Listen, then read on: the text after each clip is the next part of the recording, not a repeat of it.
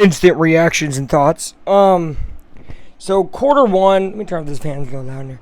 Quarter one went about as I expected, which was the Pacers came out hot. They came out angry. They came out looking like the team that just wanted to win today, right? In quarter two, the Cavs did, well, what a good number one overall team in the East will do, right? Which is come out and fight back. And they fought back hard. And we went to halftime with only a 6-point lead, right, versus the 11-point lead in the first quarter. And I think really in that first half, what you saw was the adjustment of the Cavs right away. But over halftime, Pacers readjusted, started off the third quarter pretty dang well. But Cavs readjusted mid-third quarter and really took over and really gave the Pacers a run there, led by, I think, as much as 4. And this is when you really could have said, all right, here go to Cavs, because they do that to teams. They did it to teams all the time in the regular season.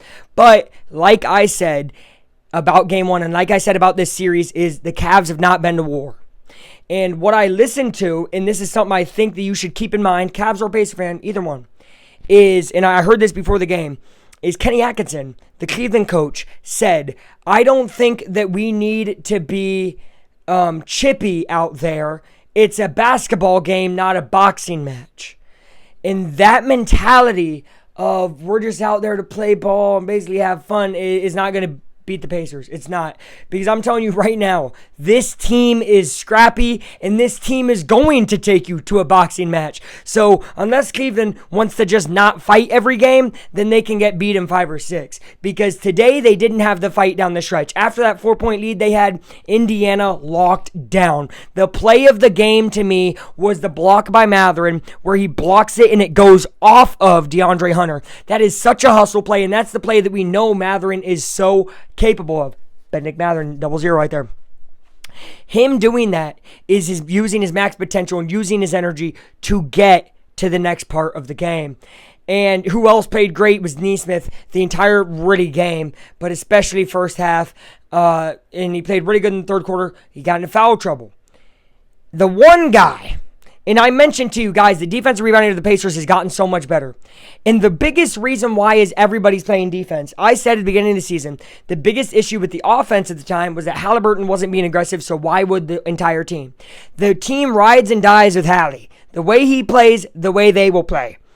This game, in 3 straight offensive possessions, Donovan Mitchell switched himself off a screen and got set one-on-one with Halliburton.